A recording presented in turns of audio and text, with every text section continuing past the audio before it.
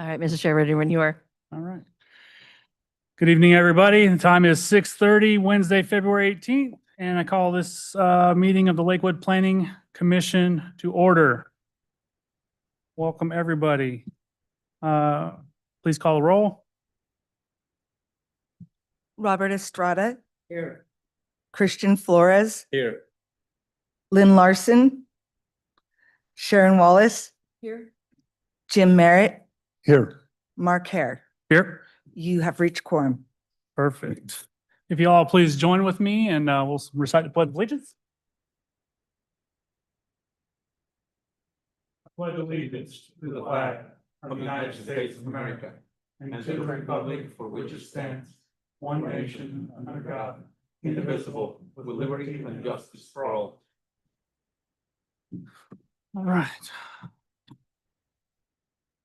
Again, welcome everybody in the room. We have a full house tonight. And for those of you watching online, welcome. I trust everybody had an opportunity to review the minutes of our previous meeting. And I will entertain a motion to approve. It's been moved and seconded. Is there any discussion? None. All those in favor of approving the minutes from January 21, 2026 signify by saying aye. Aye. All those opposed signify by saying nay. Motion carries. Madam Secretary, are there any agenda updates? No, Mr. Chair. All right. That being said, we'll move on to public comment. Public comment can be taken in person here at the chamber of the council and online or by telephone. Public comment or testimony on public hearing, again, is accepted by mail, email, or in person or virtual attendance. Mail comments to Karen Devereaux, Planning Commission Clerk, 6000 Main Street, Southwest, Lakewood, Washington, 98499, or email kdevereaux@cityoflakewood.us. Comments received by noon on the day of the meeting will be provided to the commission electronically. Each person will have 3 minutes. Attendees are allowed to speak during public comment or public hearing only. Those attending in person will be called on to come to the podium. Those attending via Zoom should use the raise hand function to indicate they wish to speak. Once your name is called, you will be unmuted. First, state your name and city of residence, and then provide your testimony. Ms. Devereaux, last time, I believe we started with our in-house commenters. So we will see, is there anybody online wishing to comment? If there's anyone online for the public comment period of this meeting, please raise your hand. You'll be unmuted.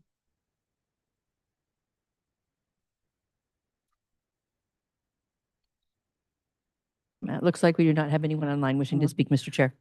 We'll move to the public sign-in roster for in-house, and Mr. Johnson, you are up first.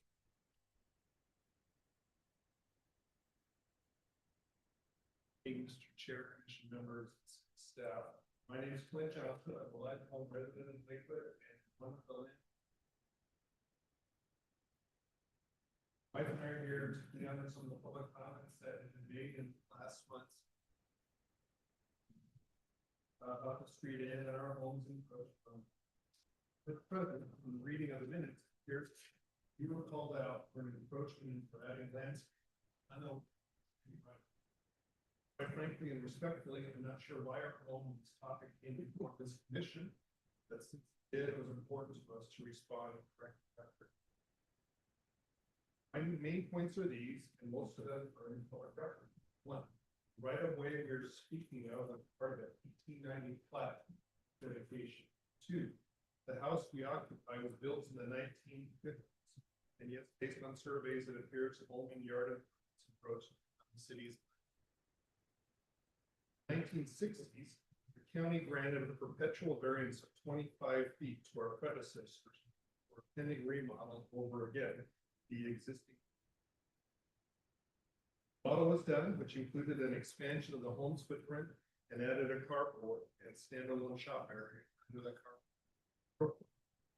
The open right of way for public access to Lake Silicon of approximately 60 feet has remained the same since at least the 1960s as well. At some point before cityhood, the county added chain link fencing along both sides of the existing public access, the water's edge, establishing the boundaries of this access. We purchased the home in 2018. We have not expanded the homestead.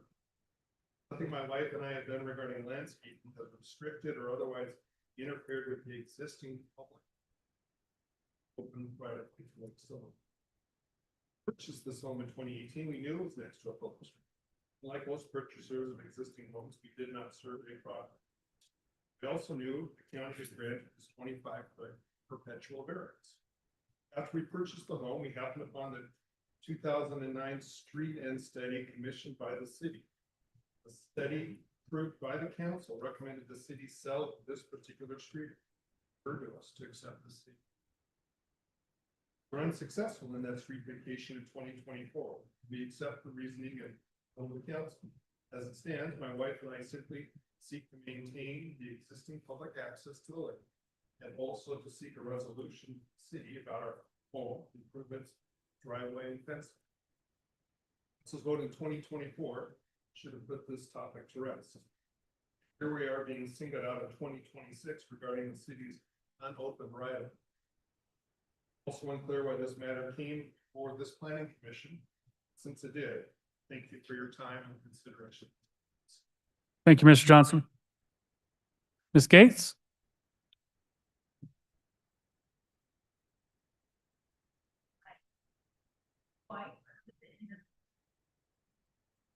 And I just want to say, I mean, it happens everywhere, and I don't blame people for wanting to put some pots out on or, beautify their neighborhood. But what Mr. Burns was asking is outside city protocol. And I just want to give you a little background. Mr. Burns has this unnatural obsession with this property and with us. And he's the man that took it on himself to get a group together for the property that caused the damage for at the end of the street. He kind of ran this smear campaign and he targeted us. He started to put things on social media. He encouraged people to park into our driveway. He portrayed us as liars. They had said that we had planted drugs on cars when there was some illegal activity at the street end. He would come in front of that house and look for things and try to report our vehicles or our house in order to the police. And this incited all this public uproar.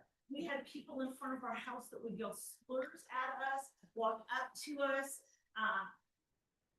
try to block us in and park in us. And so we had to then get a lawyer, and then we had to have a cease and desist letter, which is what they recommended, and we don't want to do legal, actions or anything.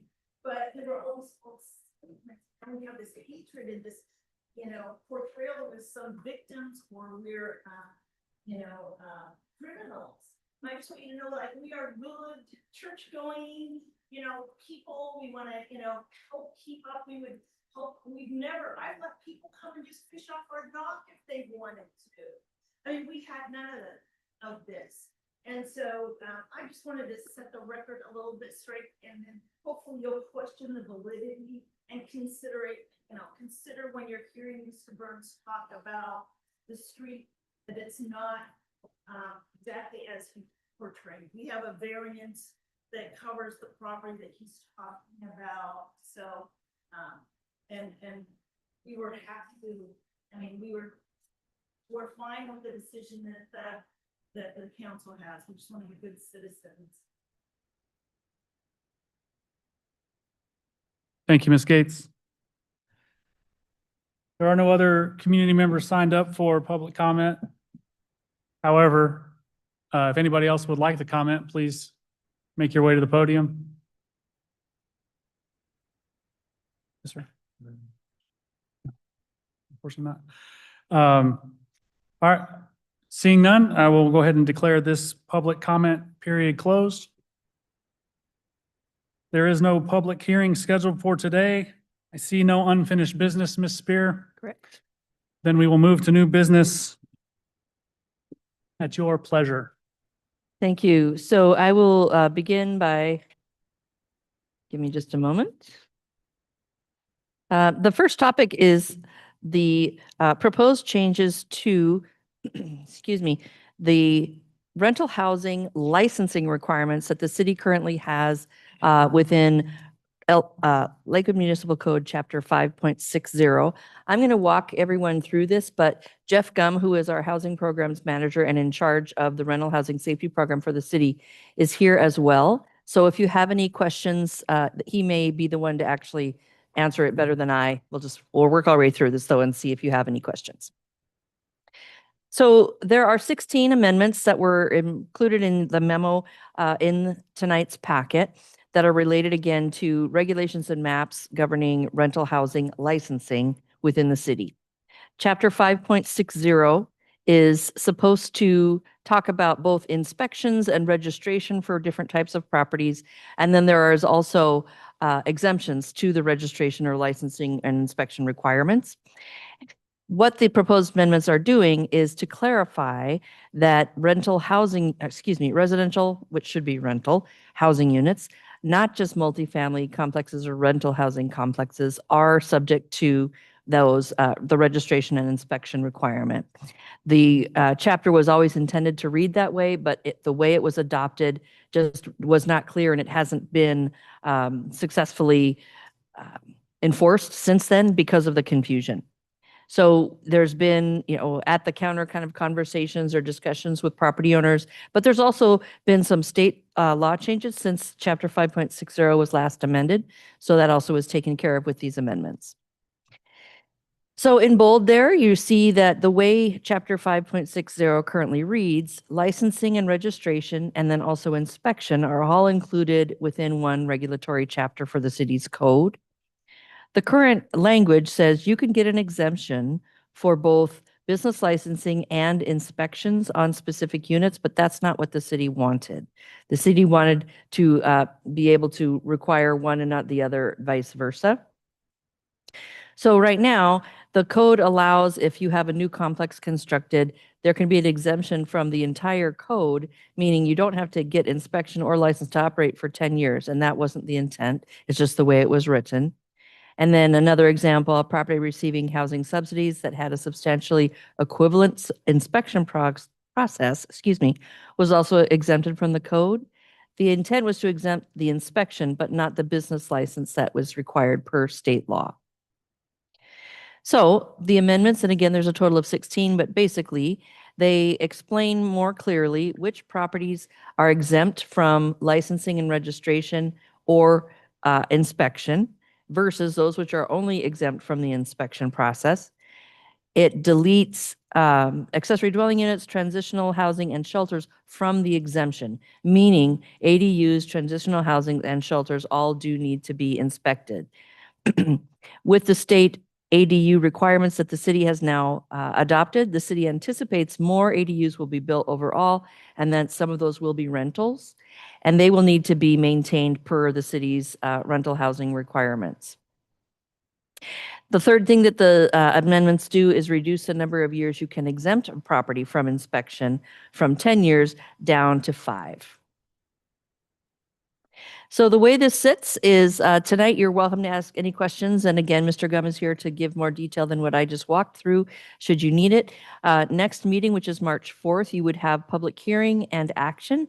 And then it is scheduled to begin work through the City Council legislative process on March 16th. So with that, I'll step aside. If you have any questions that I can't answer, Mr. Gum is available. Mr. Estrada. Thank you, Mr. Chair. I don't have that,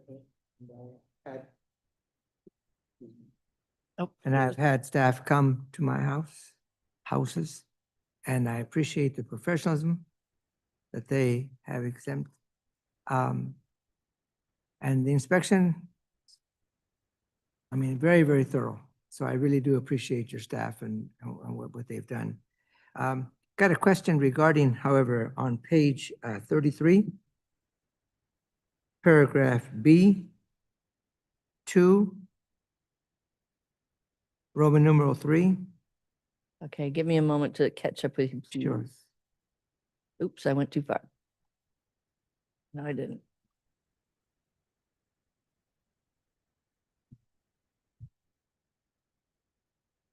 Okay, Roman numeral 3, we're talking about exemptions.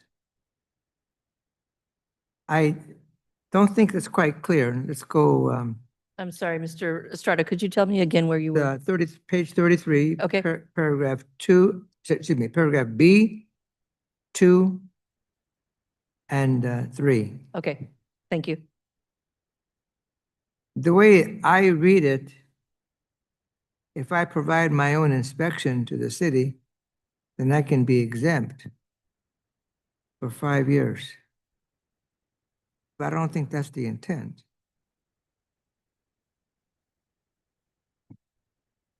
No, the way that that's written, or at least the way that that's intended to be written is, to be exempt under number 2, you have to meet all of those requirements. So you'd have to have a unit that was receiving funding subsidies, say through HUD or whomever it was. And it was inspected once every 3 years. Okay. And you provide that inspection to the city of Lakewood, and it is deemed an equivalent inspection to the city or to the city's rental inspection code. So you can't just meet one of those. It's a 1, 2, 3, 4. Okay. So you have to meet all of those. So I misread that. I wonder how many more people will misread that. Maybe a clarification. Okay, thank you. Also, if I may, Please go ahead. page 34, paragraph 5, excuse me, not paragraph 5, 5.60.070.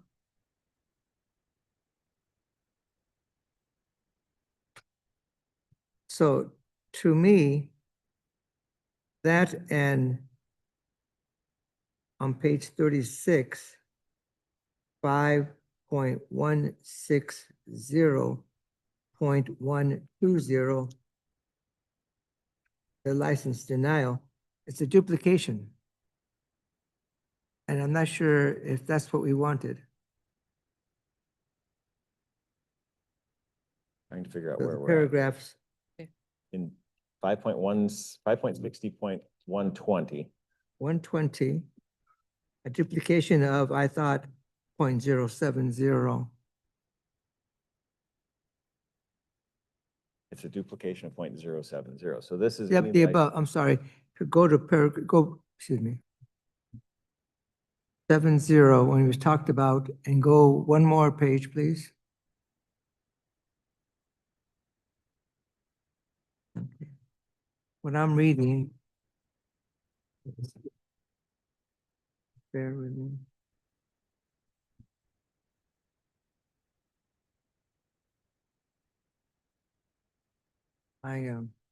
I'm sorry, I think I must have misread. No, this is why we're here presenting it to you. I mean, if you have a problem with it, we want to make sure we catch it. So 5.60070 is supposed to be clarifying that there's a provision, in essence, that allows the city of Lakewood to enforce transitional costs for violations. There's an RCW 5918.085 that if a property is condemned by a city or closed by the city, that the city can impose transitional costs. So that's kind of what this is relating to. If there's a closure and it results from displacement, then these are some options that the city can choose. I don't know if I use at the end of on page 35, I don't know if I talk about 5918.085. No, it doesn't. And then 56.060.120 kind of follows some of that as well when it talks to in B, where it talks about transitional costs and so forth. If they don't have a business license and they're closed, then ultimately it's a closure by the city, and that's the same sort of a thing that they could be responsible for transitional costs because Okay. they didn't maintain their license. Yeah, I see it. Okay, It's a little bit, convoluted in how you get there, but so, okay, thanks for explaining that to me. Thank you. One more question, please. I'm sorry. Again, page 36. 5.160.150 penalties. Mhm. So violations may be for infraction of $150 a day. When does that really start? I mean, if I have an inspection on my unit and I fail it because the water heater was not strapped or something, for example. Technically, then, since I didn't pass, my $150 fine starts the very next day or the same day. But is that our intent, or do we allow them a grace period? And if so, it's not stated here. Yeah, I mean, that's a good question, and this is a provision that I can say I've used once in 9 years. It's not something that we seek to do. In Lakewood Municipal Code, this ultimately falls back on Lakewood Municipal Code 5.02, which is licensing and some of that. So if you don't obtain a license, it's consistent with the same code. It can allow us to penalize somebody $150 a day, up to $500 a day if it continues. That's not something that is typically used. We tend to follow up with the property owners multiple times. We tend to send them multiple letters of non-compliance to try and get them into compliance. This is just another tool that we could use. Code enforcement would in essence issue them a citation that they're out of compliance. That typically then follows up with municipal court. If they do obtain their license, usually it's dismissed by municipal court right away, which is one of the reasons that I typically don't try and go down that path, because we can usually get compliance by either emailing or calling the owner directly. Through our rental registration system, they provide us with phone numbers and emails. So we try and deal with you directly.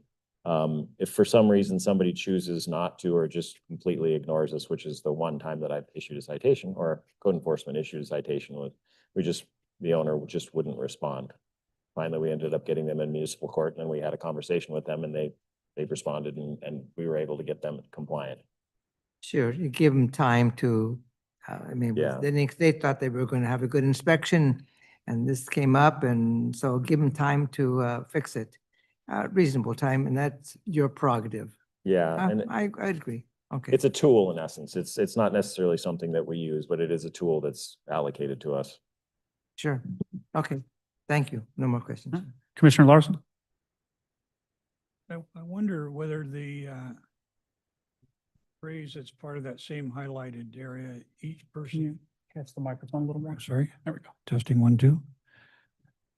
I'm accustomed to having to step away from the microphone, so. We good can hardly adjustment. hear you at all. Each person is guilty of a separate violation. I wonder whether that sentence that starts out and says each person is guilty might need to be looked at, because in most matters, we're presumed innocent until proven guilty. And that seems to assume guilt in the context of the paragraph. And I just wonder if maybe that should be looked at or questioned. Thank you. Could you refer to which section in the code once more, Commissioner Larson? I think it was in 160, I think. 160. The sentence in the middle of the paragraph. Oh, there we go. starts, each person is guilty of separate violation for each, et cetera. Thank you. Yeah, and To me, that assumes guilt rather than. yeah, and I think that's consistent with our Lakewood Municipal Code 5.02, I think is what it's consistent with, but that's something we can look at. Want something like that to throw the whole paragraph out when you came to need to enforce it. It's a tool you don't use very unless you have to, but Yeah, I just wondered about that. yes. Anything else?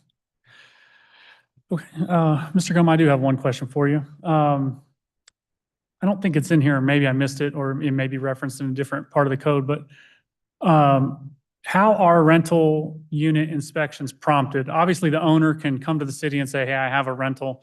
Is there a periodic update where the city will come out unannounced? or is there ever a scenario where an inspector would show up at a rental unit unannounced, and attempt to make entry into the property?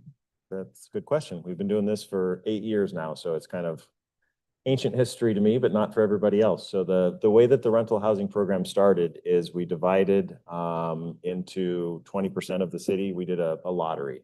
So we selected 20% of all rental units over a 5-year period, and we have continued that cycle. So you're inspected, you have to have your property registered every year and inspected once every 5 years. So you're issued a certificate of compliance that lasts 5 years. So the first businesses through had a 5-year cycle, and second, third, fourth, fifth, and then we've continued on that cycle. So everybody who's gone through and has been inspected is part of that cycle. At this point in time, we're in year number 9, so we're back in year 4, the people that passed. As new property owners come in, they jump into wherever they are. They purchase property, and then they have to start their process as well. And then their 5-year cycle starts from that point forward. We do not do surprise inspections. Landlord-tenant law wouldn't let us go into a unit without 48 hours notice. And I mean, realistically, the point of the program is to make sure that the property owners understand what we're doing, why we're there. I like to have them there on site because some of it's an educational thing. It's, hey, here's what we're doing. Here's what we're looking for. I want to make you aware of why we're here, and not necessarily a better property owner, but better aware of why we're here and what we're looking for, because I don't want you to fail. I want you to pass. So here's what we're looking for. And if we can get property owners out there, we love it. Most often we'll have property managers out there, lots of times property owners, but yeah, it's usually a scheduled inspection. The only time that I would ever show up where the property owner doesn't know is if we've had multiple tenant complaints. So a tenant is allowing us onto the property, and typically we want to look at it just to see, I mean, if someone's saying, hey, my deck's falling off or whatever, we would want to go look at it and verify yes or no. And then we always follow back up with the property owner and say, hey, we were out on your property last Thursday. This is what was told. It's either confirmed or non-confirmed. And then we schedule a follow-up with them to take them out there as well. Mhm. And just as a point of clarity too, if I was a property owner and I had a rental, ADU, whatever, and for whatever reason, all of a sudden I don't want anybody to come onto my property anymore. I can allow my rental inspection to lapse and take that rental off the market and forego that inspection, right? Yeah.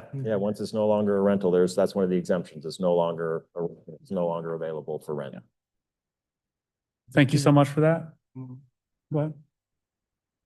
If you all remember how this all started, we had pictures of units that were in such bad shape. I mean, ceiling was falling down. I mean, there was corrosion and mold all over, and our landlords were renting these places out to folks, and they would complain, but nothing was done. So this program, from my perspective, it's a godsend for many, many people, and I think we've come a long way in improving our housing for our constituents. Yeah, thank you. And to follow up on that, one of the things that we're proposing in this change is an owner certification as well. So we've done this for 8 years now. As Mr. Estrada mentions, I mean, the first 3 or 4 years, there was all kinds of violations and all kinds of life safety issues that were addressed. And over the 8 years that we've been doing this, I think we've gotten to a point now where we've established by far and away most of the rental housing in the city of Lakewood is compliant. And if it's not, it's usually little on the fringe things that aren't out there. There's not as many life safety things. They still pop up every once in a while. But we're trying to step back now and say, hey, you know what, we've done this long enough. I think owners can certify, hey, you know what, I think my property meets. We know most of the property owners in Lakewood over the years. So and then assuming that they certify and they move forward, we would then follow up, just do random inspections from that point forward and say, hey, you know what, we've got a couple of complaints. We want to come look at a couple of your buildings and do a random inspection. It'll make it easier for the property owners that for the first 8 or 9 years in this cycle have kind of, I mean, it's been intrusive. I mean, it's not an easy thing for an owner to deal with. We have changed the complexion of the rental housing in the city of Lakewood for the better. And I think that is reflective of the property owners in the city as well. So it's something to kind of step back and say, okay, you guys have done a great job. You're where we want you to be. And I think maybe we can make it a little easier for you now. And as long as your properties keep continuing to be maintained, then this should be a lot easier for everyone. So that's what we're thinking moving forward. Perfect. Any other questions from any other commissioners? Yeah, one. Have you ever seen a situation Can where? you turn on your mic, sir? Thank you. There it is. Have you ever seen a situation where an inspection is performed and also the landlord is informed and the landlord will say, you know what? This rental property is barely preferable or not preferable. I don't have the money to fix it. I know the ceiling is falling apart. I just can't pay for it. Do you ever see that situation? I'm dealing with one right now. We see that not as much as we used to, but every once in a while we'll see one. And typically, I mean, I try and work with the owner. I mean, if they've got, we worry about life safety issues first. So you make sure you've got smoke detectors, make sure you can get out of your house, your egress windows open, those types of things. You've got heat, functioning water. We'll address those things. And if some of the other things maybe can take a little bit longer for them to fix over time, then we try and work with them and say, hey, you know what, you address these 5 things. This is what will make your house safe. And then from there, we can worry about if your bathtub drips or your floor is starting to get corroded or something. And it's not necessarily life safety, but you're getting down that path. We work with them and say, hey, you know what? We'll check back with you. You do what you can in 6 months and we'll check back to another inspection. So. And the reason why I ask this question, because myself, I'm also a landlord, and also at the same time, I'm also a contractor. Yeah. And I see this situation really often. The landlords will call us and they say, hey, you know what? This leak is huge. We have to remove a lot of drywall. And can you give me like a really good quote? I truly cannot pay for a huge restoration. And it's incredible for me as a contractor that homeowners or landlords don't even remember that they have homeowner insurance, and the homeowner insurance will cover the entire restoration. And all they have to pay is truly use the deductible, and the renter can have a very nice, beautiful house to live in, and the landlord don't have to cover the entire cost. And I have been doing this for almost 10 years, and it's a huge surprise that most of the people don't know they can use is one phone call and the insurance company will help them. So then it's a win-win. And at the same time, that will create jobs in our city, because this is money coming from outside. It's coming from the insurance company into the city, creating jobs. And it's truly a very good way to bring income. I just wanted to mention it, because if you ever see that situation, just tell them, hey, have you ever considered calling your insurance? They will help you. Yeah, that's a good point. There's, I would say the majority of rental property owners, I don't know if they don't know about it or if they don't want to access it because they don't want to pay increases in their rates down the It road. will not increase. That's very much. It will not increase if there is any kind of fire damage, water damage, or whatever that is. And as soon as they have water damage, there is going to be mold after 72 hours. So the rent, it can become a really ugly situation. I have seen horror stories many times, and one of them is here in Lakewood. 2 kids, 2 5-year-olds were in the hospital, and the parents didn't know what was going on. And the doctor told them, call a contractor, tell them to check the attic. You probably have a few leaks and some mold. And we were the ones called, and the attic was full of mold. And then they called the landlord called us, and the landlord didn't even know. It was just an easy fix. Just actually call the insurance company and they will help you with it. Yeah. It's truly no reason for a renter to be on a health hazard situation with mold for a leak. And it's raining all year long here. There is mold everywhere. Yeah, good point. Any other questions from commissioners? No? Mr. Gum, thank you so much. you. Just want to, final comment to say, I agree with Mr. Estrada. This is a wonderful program. It's made our community safer. It's made our rental space better for tenants and for owners. And I thank you for it. So thank you so much. Thank you.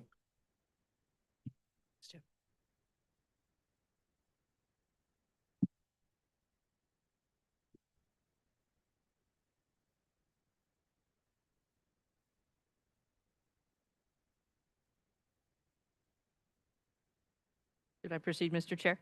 Yes, please. Okay. Sorry. Our next topic is background, and hopefully will be of benefit to those of you who have not been on, excuse me, the commission more than 1 year. I think this will be new information provided to you.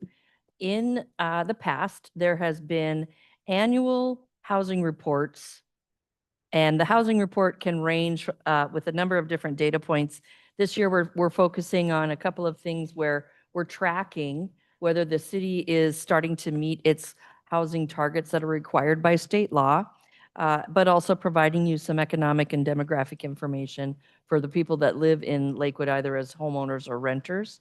And it's background information for you to be aware of and have in your pocket when future meetings come up and related or tangentially related topics are before you for consideration. So first, just a note, I'm going to be using the term AMI or area median income quite a bit.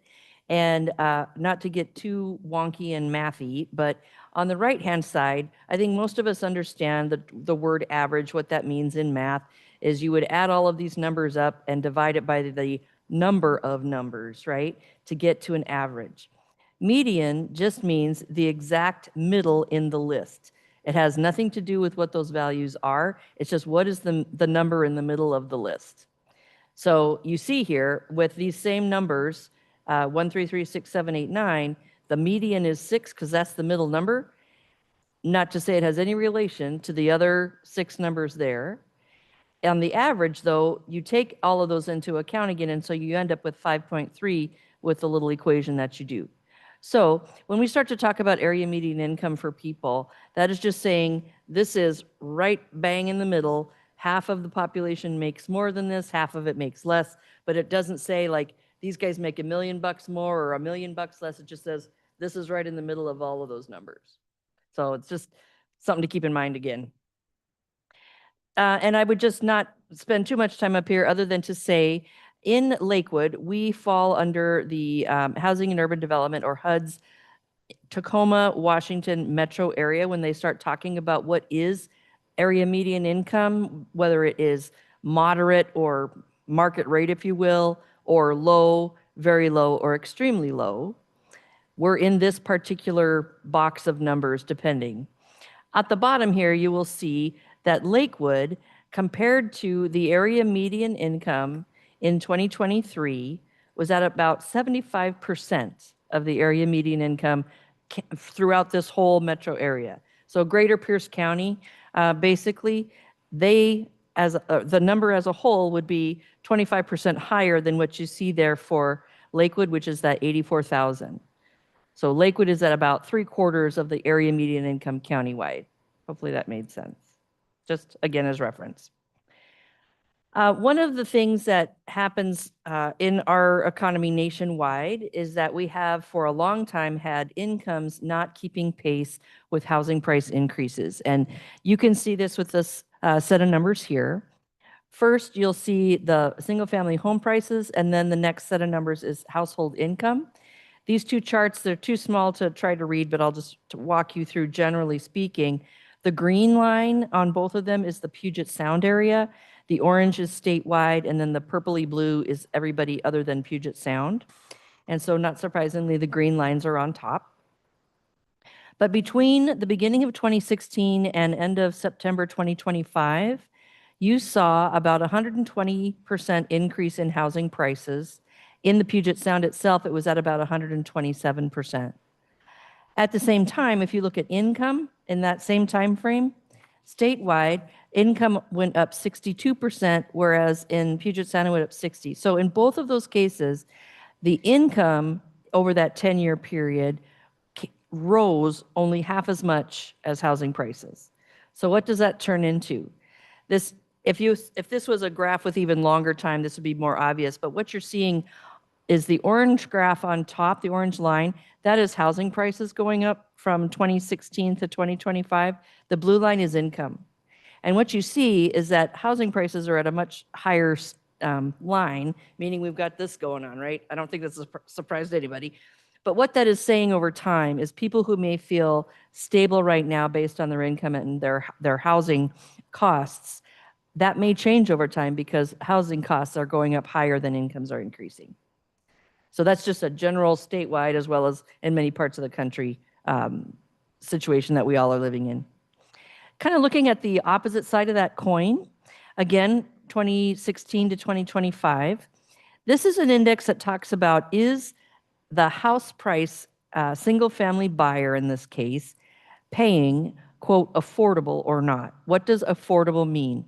It means, is that individual or that household paying 30% of their monthly income or less on their housing? If the answer is yes, it's less than 30%, it's considered affordable for them. If it's more than 30%, it's considered unaffordable. And again, no surprise here, it's kind of the opposite of the graphs we just looked at. Whereas up until about 2021 mid-year, there were some affordable housing out there for the median single-family buyer. It was always kind of unaffordable for the first time. Again, that doesn't surprise anyone, I don't think. But then, since then, it's been unaffordable for both of those buyers. Because again, you think of that alligator mouth, this is the opposite side of that result, is we have less people able to afford either buying, in this case, a single-family home in the state of Washington. Rental, it's somewhat the same story. You see here, again, on the top, in this case, Puget Sound is red, green is the rest of the state, and the blue is the state as a whole. But you see apartment rental amounts are going up, and income down here between affordable and unaffordable, the renters that are at that median income are bumping along okay as affordable, but those that are at low income, so if they are at 80% of that area median income, if they make 80% of that $84,000, we saw a couple slides ago, they're unable to find affordable rental units. So just again, over the last decade, that's just been the case statewide as well as in the Puget Sound and in Lakewood. So to get specifically into Lakewood information, some of this you may have seen before. This came from the 2020 census, but some things have been updated since. Our population now is about 64,500. A little less than a quarter of the city has bachelor's degrees. We're up to about 27.5, I want to say, in terms of housing units now. The income you see here is 70,500. That has ticked up a little bit. Employment rate, this includes kids as well as adults, which is why it's at 54.5%. You see race and ethnicity about, what is this, out of 63.6, 11.5 were Hispanic or Latino of any race, and then we'll have other race groups talked about in just a moment. You've also probably heard me or others at the city say Lakewood is majority BIPOC, meaning it has a minority white population. And that has happened in the last 10 years or so. It's also a barbell community, meaning you have very wealthy, very poor, and not very much of a, quote, middle class. So this is a city that instead of the usual bell curve where everybody's in the middle and then you got less on the outside, it's the opposite of that. Looking at the types of housing that we have in the city of Lakewood, the dark blue is talking about single family, lighter blue is duplexes, the red is multifamily, triplex or quads, and multifamily is orange, 5 or more units in a building. Green is mobile homes or manufactured homes. So comparing Lakewood to Tacoma, Puyallup, Fife, and UP, Lakewood has by far the most mobile homes. We have, I think, close to 2,000 mobile home units within the city. And then you see here as well, we have a relatively higher number of multifamily housing, and then our single family is at 50%, whereas University Place, Puyallup, and Tacoma are all up closer to 60. So it's a different housing mix than many of the other cities in the area. In terms of race and ethnicity, this gets back to that idea of Lakewood becoming a BIPOC majority city as of the 2020 census. Just between 2015 and 2020, the percentage of white alone reporting was dropped from 54% to 48%. And then you'll see there was a 3% increase in Black or African American alone. The others, the 2 or more races, is the other one that increased the most. In terms of the types of housing dwellers, owner or renter we have in the city, and then what their income is, Dark red is the lowest income. The darker blue is the more income. Not surprising, generally, owners are going to be the ones with a higher moderate income overall. But what you see here in terms of low and extremely low income, we have about 20%, 20% of owners that are making either 80% or less of the area median income. On renters, you see almost half of them are either 50% or below area median income. So we do have some that are at the extremely low income, about quarter of the renter population in the city. By race and income category, this is renter alone. You'll see again, there's a breakout by race here, and also you'll see some of those same trends in terms of income based on race, what you might have seen historically in America that holds true here. Black or African American is at the highest percentage of extremely low income or very low. And then you'll see that white alone is at the highest of moderate income, which is that 80 to 100% of that median income. This is a busy slide, but I wanted to include it because if you note just the general outline of the city of Lakewood, right? The pink are areas of the city where at least 50% of the population is low or moderate income. So spots that you probably are aware of already, Woodbrook and Tillicum, Springbrook, Lakeview, and then some of the other areas to the east side of the city. Generally speaking, the west side of the city is the more affluent areas. So if we go back to that idea of who can afford a home to buy or rent, here in Lakewood specifically, only about 52% of our first home buyers would be able to, quote, afford buying, meaning they would have enough coming in for the house price to have only 30% or less of their income going to housing. If you're a renter, it's a little bit better. It looks like if you are a low-income renter, you still have a 95% chance of being able to find a rental unit at this point that you could, quote, afford, meaning 30% or less of your payment is going to that. Oops. Just a note on homeless population in the city of Lakewood. This is tracking back to 2017, the number of unique clients, meaning they individuals, some may have been repeat customers, if you will, during a year, but these are all individual people who at some point in each year needed help in being placed in an emergency shelter. So in 2017, it was at 404 for the whole year. The high so far that we have data for is through 2023, it was up to 618. This number for 2025 is again only through September 30th. So we'll have this final number here in the near future, but we'll see if it went down further from 24 or stayed steady or went up. So with all of that as background in terms of where people are living, how much they're making, what they can afford, we're now going to start to look at Lakewood's zoning and how it's doing with growing the way it's, quote, supposed to under the Growth Management Act. In 2022, so this is a couple years ago now, what this map is showing you is the areas where residential development either exists or could be built. The yellow is single family. The medium brown is mixed residential, so that could be single or multifamily kind of in the same area. The dark brown is multifamily, where it's there really isn't much single family building. It's more of the higher density. And then the pink is neighborhood commercial, which could be both residential and commercial, kind of lower intensity. And then the commercial, the red, you'll see this is right in the downtown sub area, and this is along where our Station District sub area is.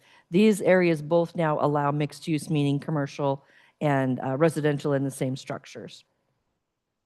So what we found in terms of 2022 is that we had capacity to have an additional 10,242 units built within the city without having to change any zoning or any boundaries of the zones. Where was that capacity, though? It was on, quote, underutilized multifamily units zones, parcels, as well as in our sub areas. So it's not green fields, it's not empty lots. Most of the capacity for densifying in the city in order to grow like the Growth Management Act says we're supposed to is on lots that already have something on it but could hold more. Whether it is tearing down a single family structure and making it a multifamily, or whether it's adding an ADU, or it's adding multiple buildings where one may already exist. 75% of those 10,000 units would be on lots that exist and there's something already on them. So it's not like a couple of big developers come in and build a number of houses and we meet the growth. It's individual property owners over time, either selling their property or deciding on their own, how am I going to reinvest in my property and do something else on it to add more housing units? Why do we need to be densifying? Why do we have these growth targets that are now assigned to the city to be satisfied by 2044? Under the state's recent analysis, this was done in 2023, statewide, there is a need for about 1.1 million new homes over the next 20 years based on the growth that's projected. So whether that's people having babies or whether it's people moving into the state, that many more homes, and that could be an apartment, that could be a duplex, that could be a single family, whatever home might be defined. In the Puget Sound region, that is looking at a backlog, if you will, of about 46,000 houses in order to make things affordable. By 2050, the number is 810,000 by 2050 in the Puget Sound region. So King, Pierce, Kitsap, and Snohomish counties, which is where the growth happens the most in the state of Washington currently. Spokane is the next area that grows. Those are the numbers that overall the state and the region are looking at. Just another way of looking at this. So again, you'll see the darkest blue, that's King County having the highest share of projected growth. Pierce is third after Snohomish, and then you see Spokane comes in. And actually Clark County, right down adjacent to Portland, is growing faster than Spokane. So now we look at, okay, if that's the number of units that the state says, okay, everybody, we got to get ready for as local governments. Here are the numbers that Lakewood is trying to satisfy. You saw this number before in the census, 26,999 units at the time. In order to meet this target that started at a Pierce County level and then was divvied up among the cities, Lakewood is assigned by 2044 to have an additional 9,378 units built. So if you remember, the capacity said 10,242 units was already there without having to change anything. And that is more than that allocation is, right? It's saying at the time, and by 2021, 2022, the city was in the position of saying, we've done what we can. It's up to people who own the property to decide to redevelop. The other piece to it is that the city said intentionally, the downtown and the Station District together are going to take a larger share within those parts of the city than the rest of the city. And that the idea there was to say we've got existing long-standing single-family neighborhoods that are going to be left alone, the areas where we want jobs and housing to come in because they're close to transit or they're close to I-5, or for whatever reason, it's kind of the center of town right here in the downtown. That's where we're going to put a higher share of our housing growth. And so you see the specific targets for Station District and downtown. Have we been growing that fast? Have we been doing our job to meet the growth that we're supposed to have? Between 2014 and 2025, the average number of permits for residential, which could be, I'm sorry, this is the single family, this first number here, was about 50 per year to come up with 520 over that little over 10-year period. Multifamily, which could be anything from a duplex to an apartment building, 5 or more units, a total of 1,015 units were built between the beginning of 14 and mid-2025. So that's about 97 units a year. So that's the actual growth rates that have been happening in Lakewood since first quarter 2014. Looking at that number in a different way, if we're supposed to grow by so many in order to end up with that 9,378 more housing units by 2044, you'll see this is the actuals, kind of the pace of growth, right? And then you see it ticks up. And this is all projected and not the actual way it would look once it happens. But this is an uptick in the amount of housing units that would need to be built every year within the city in order to meet that target. So just so you are aware, we've done the math, we've done the adoption of the targets, we've done changes to our zoning to try to meet that number. But looking at actual activity, at this point, it would take a pretty significant change to the number of units built per year in order to actually meet that number by 2044. We have had some significant development in our station district and our downtown since they were adopted. We're right next door to the Alliance project, which is going up right now. And then there's quite a bit happening in the station district near Kendrick Street. Those are two great examples of what's been happening since those two sub-areas were adopted. So, since we had changes in state law, though, that says we need so many units by 2044, and then there's been other state law changes that said, and oh, by the way, you now have to allow ADUs on property. You have to allow multiple ADUs on a property, or you have to say in the single family area now, not only single family, but up to duplexes and triplexes and other things can be built in those areas. What that has done is to bring our capacity an additional 8,408 units above what that 10,000 number was before. So if you think about what we are supposed to, quote, supposed to grow by is this 9,378 units in the city of Lakewood by 2044, we have the capacity of almost twice that based on what the city has done with its planning work. The question now becomes, will this actually happen? Will developers come in? Will property owners sell or redevelop themselves? Now, you know, it's where the rubber meets the road in order to see if this is actually going to happen. So in summary, we are a barbell community, and there are a lot of people that are actually living in the areas that might be redeveloped. And that's another issue for the city. Do we preserve the affordable housing, for instance, that Mr. Gum was just talking about with the rental housing safety program, because that is where people at lower incomes can afford to live? Or are we going to be looking at tension over time for redevelopment of those parcels for higher density things, which may not be affordable to those who currently live there? There's the BIPOC resident majority in the city as well. And then the housing capacity is mostly on underutilized parcels. There are issues also in the city, and some of you will remember this from our big 2024 process, where we have neighborhood streets, you may live along one of them, that are so narrow, the idea of having to have people park on the street because new housing goes in on a lot and you're not allowed as the city to say, provide parking for that housing unit, let them park on the street. There are areas in the city where the city is concerned, there's just not room for that. And so that is an issue that we're trying to track and figure out how to react to.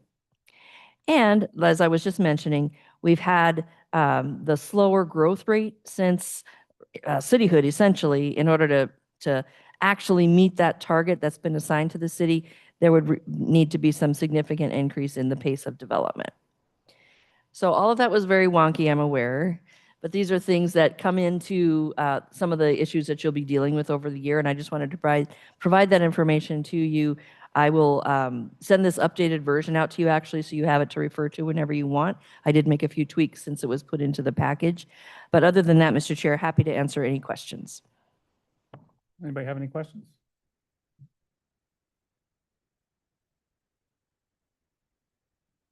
So, Mrs. Spear, so this means, it's a question, that is the city gonna be easier to work with for contractors and builders? What we have tried to do over the last couple of years with our permitting process, first of all, is to have it go online. So it is something where you can track any permit that you're submitting for and see exactly where it's at in the process. We have tried to streamline what is required for particular types of permits as well, and shorten the amount of time that it takes. Having said that, there are simply other rules that we have to follow and we have to enforce that are either adopted by the state or by the city itself. And so there's always going to be that review time, but there have been significant efforts to try to improve and shorten the time for people that are trying to pull permits. And I asked this question from different points of views. Sure. One as a planning commissioner during the day. I'm also a contractor, Sure. and I have seen that situation being a problem for myself multiple times. Having somebody, I truly don't know who's responsible for the permits, but like just taking days or even weeks to get something approved, if that process will be able to be, if that process could be faster, and that's one. And the other one, I don't know how many people is working on that section, on that department, but having somebody with construction background, I think it will be absolutely fantastic. If whoever is in charge of the permit department has a construction background and has the mindset of helping instead of hammering contractors Mhm. down so they don't leave the city. Because with the numbers that we have seen, apparently everybody wants to live in Lakewood. Like Lakewood cannot keep up with the population moving into Lakewood, which is great. It's gonna have a lot more traffic, yes, and we are gonna have a lot of noise in construction. Apparently, yes, but if this is the plan coming from federal government and state government, seems like the bottleneck from my point of view is on that department. And if the city is going to be moving into that direction, just speeding up that process and helping builders, investors, and contractors to speed up the process, that will be huge. And at the same time, it will bring a lot of income. Because again, as a contractor, I know there is a lot of contractors and DIYs and homeowners that are doing construction, and they say, you know what, if I file the permit, it's gonna take me 1 year to do this, I'm just gonna do it without a permit. So a lot of people do things with no permits, so they can do work in 1-2 weeks instead of 10 months. Sure.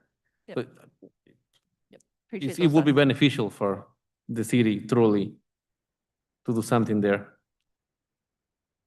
And that was not a question, I guess it was just a comment, right? thoughts. Thank you. Thank you.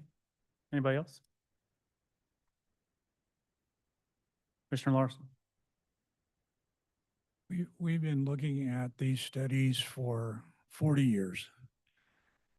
Everybody estimates all these things and we do it year in, year out. And yet I don't see any governmental action from having paid for all these studies for all these years that is pointed at designing a way to make housing more affordable with fewer regulations and easier permitting processes. And I wondered if it's possible for Lakewood to change that and perhaps take a step forward to engage in department by department question as to, is there anything that can be done to lower the cost of housing? It seems to me as though we can take all this counting and make some good use out of it, that it's about time we do so. Anybody else?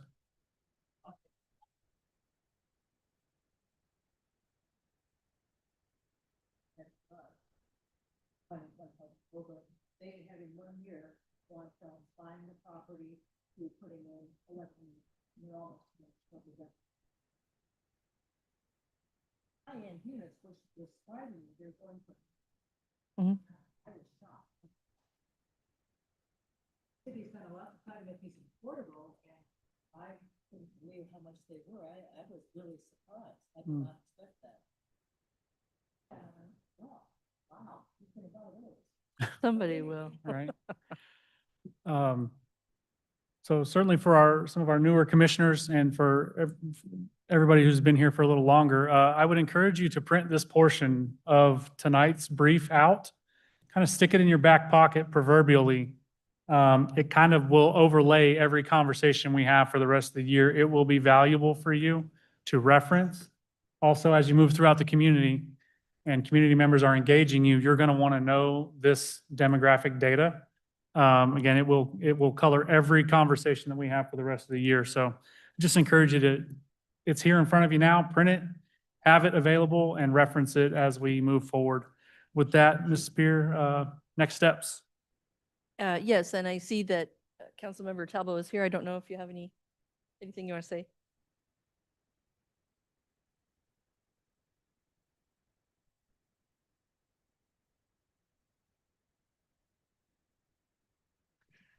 Yes, hello, hello, Planning Commission. It's nice to see you again. I can give you some updates from kind of the month of February, what's been going on this month. First, starting at the beginning of the month, council approved the appointment of your newest planning commissioner, Miss Katie Crook. So I hope that you get to meet her soon at your next meeting.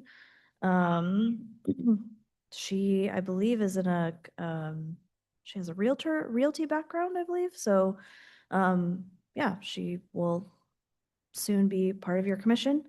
In February, we also held the public hearing at the beginning of the month. We also held the public hearing for allowed locations for alcohol and breweries. And then last night, we took action on that item finally. And we did approve that that allowance with some amendments. And so we amended it so that we are now also allowing distilleries and breweries, or excuse me, distilleries and tasting rooms in the MF3-1 zone, so the station district zones. And so that is the minor, I guess, minor difference from what this from what the Planning Commission recommended. And just kind of being a little casual here, that was an interesting discussion last night, even for myself, because having come from the Planning Commission where we talked about that item often, on over a course of meetings from October-ish to through, carrying over into the year. I was the only member that ended up voting against the passage last night, but only because where I was coming from was I was wanting to stand behind the recommendation as it came from the Planning Commission, because I felt like this body held the public hearing, this body heard the testimony, this body also had quite a bit of discussion on it in getting the recommendation to MF3 in the first place. And so I think also, quite frankly, in my greenness as I'm acclimating to this role, I also, I just wanted to make sure that's where I was coming from in my vote. And so it's not because I don't support alcohol in these, expanding alcohol uses in our CBD. That's not it at all. In fact, it was, in hindsight, hindsight is 2020. So, but where I was coming from, I guess, as the minority in the room on that action was just wanting to stand behind where your work and your recommendation carried forward to the council. So I just wanted to give you that update on that. And then we have also been talking about the Title 12, the update of the engineering and development regulations of Title 12 and 13 in the municipal code. I think you have had quite a bit of discussion on this in various forms. At our study session, we got into some deeper discussion. And there are some nuances in the red lines, and there are also some nuances in the existing code in the way that we treat street vacations, and particularly street vacations of abutting street ends and the waterfront. And so there was some discussion on that as well. The public hearing is open. So there is room for testimony. And then I believe next, our first March meeting, that item will come to us for full discussion, consideration, and final action.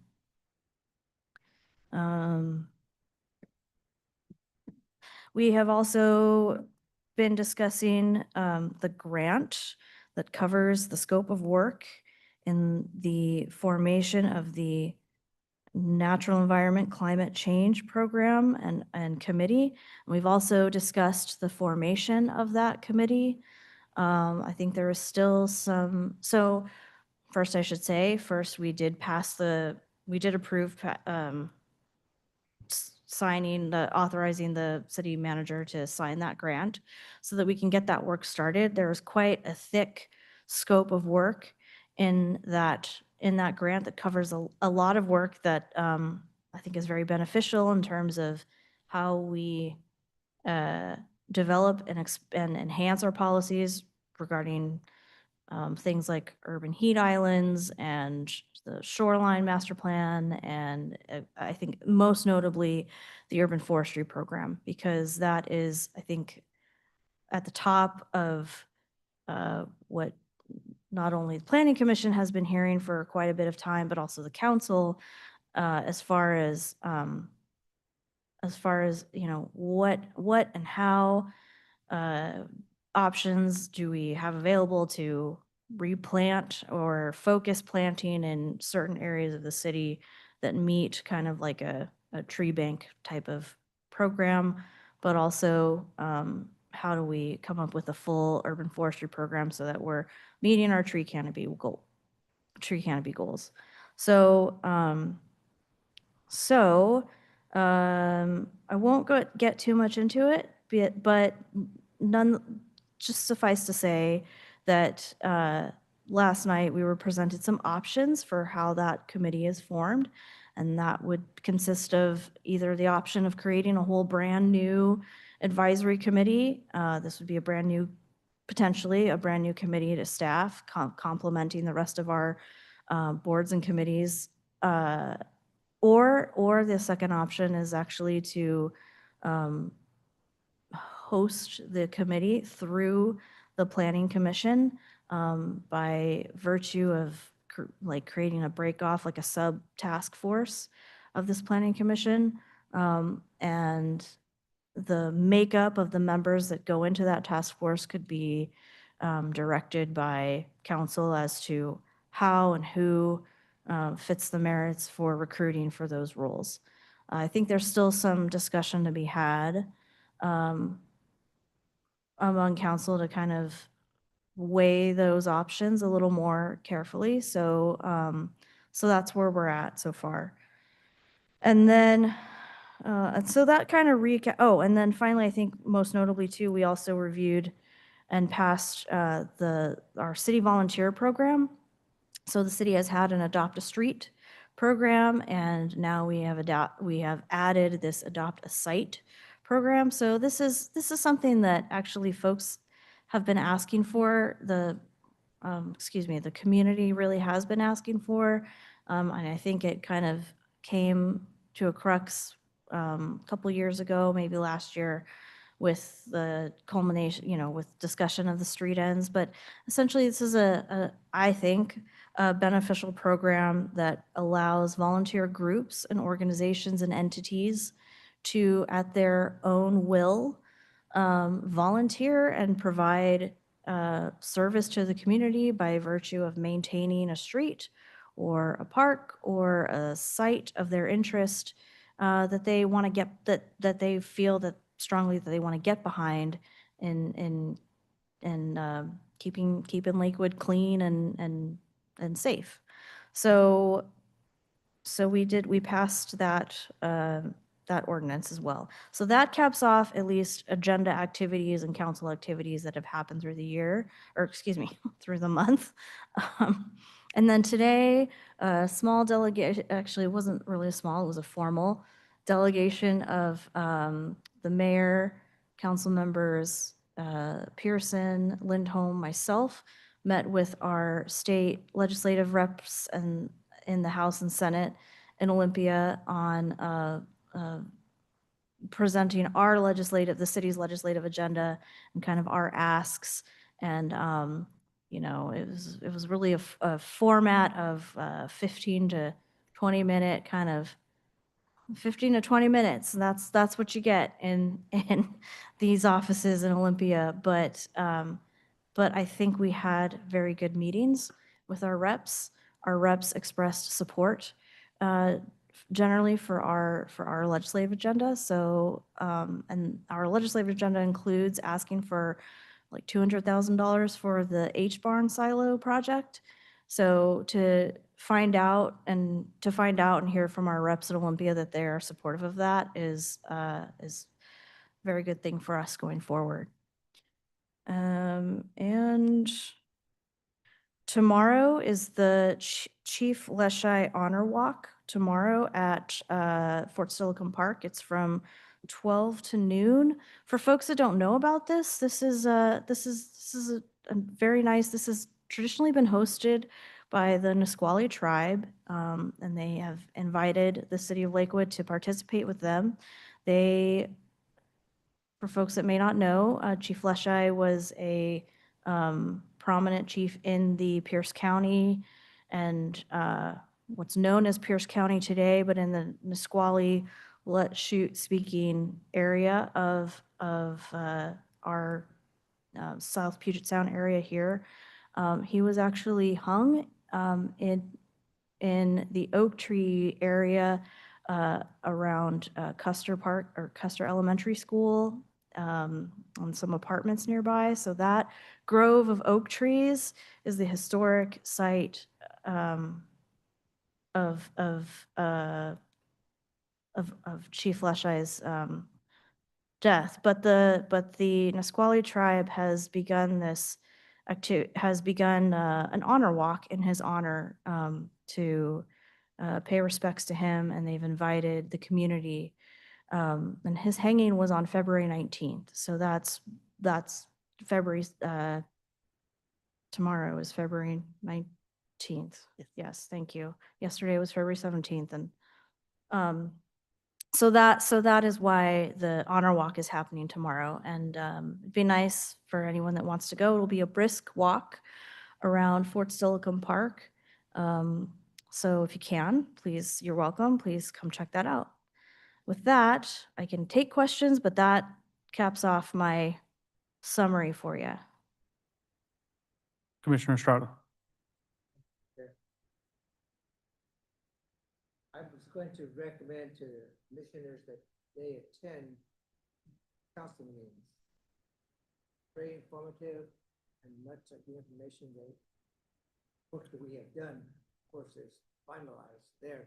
And sometimes we have changes. It's good to see the changes and why. Like, I think, what did we miss? Well, just a sort of perspective. They're more on a strategic level. I like to look at it, and we're more like on a tactical level. So anyway, they have a bigger picture. But I appreciate your comments this evening because you don't have to go to meetings anymore because you're providing a pretty good recap of what happened last night, and I do appreciate that. But no, we should start going. Thank you. Thank you. Anybody else?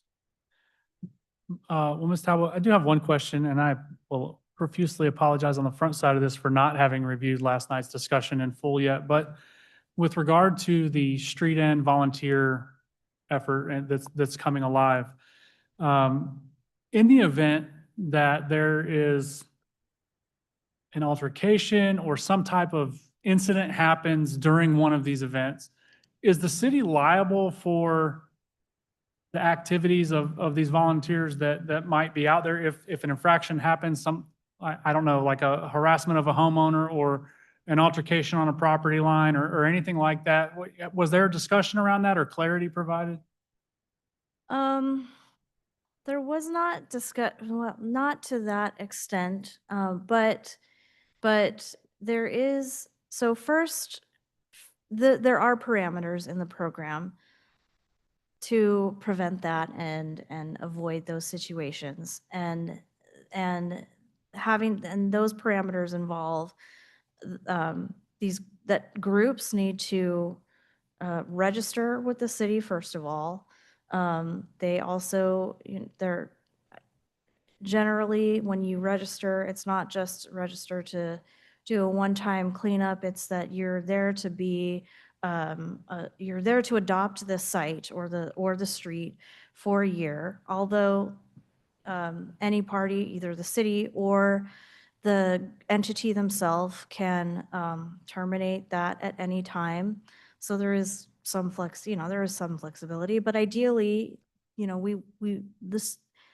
ideally, it's ideal for a group and an entity to show some, to demonstrate commitment to the site that you adopt, because, that creates for success over over a short term, hopefully leading to a long-term health of the site. But I think also more pointedly to your question is that the volunteers also have to sign a they have to sign off on holding harmless, and there's some indemnity built into the program so that they, I guess, or I don't want to say release liability, but they agree to hold the city harmless. Perfect, thank you. Commissioner Estrada. Right. What was adopted last night was just an extension to an existing program. We already have this volunteer program on board. Street cleanup, for example, with groups and such. And the comment here also last night was, how young can you be? And I think they dropped the age down to 14, if I'm correct, with some prerequisites. Remember that part. But anyway, it's an extension, the street unit extension is in addition to existing program.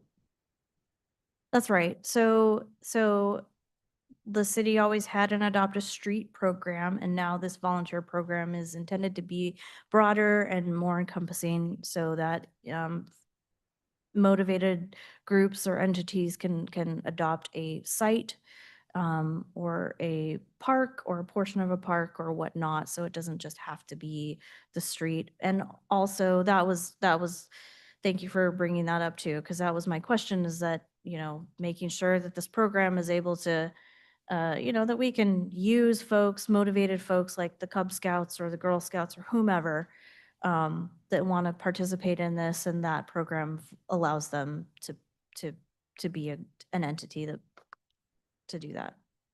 Outstanding. Thank you so much.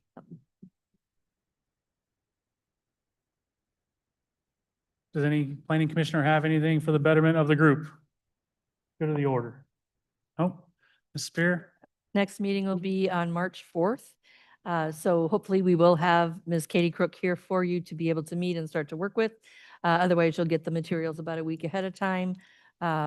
If you have any questions about using your iPads or anything like that, please contact Karen Devereaux. She might be able to help, or she'll refer you to the right staff person at the city. Other than that, that's it. Thanks. All right, perfect. We look forward to meeting Ms. Crook when hopefully she's here at our next meeting. The time is 7:54.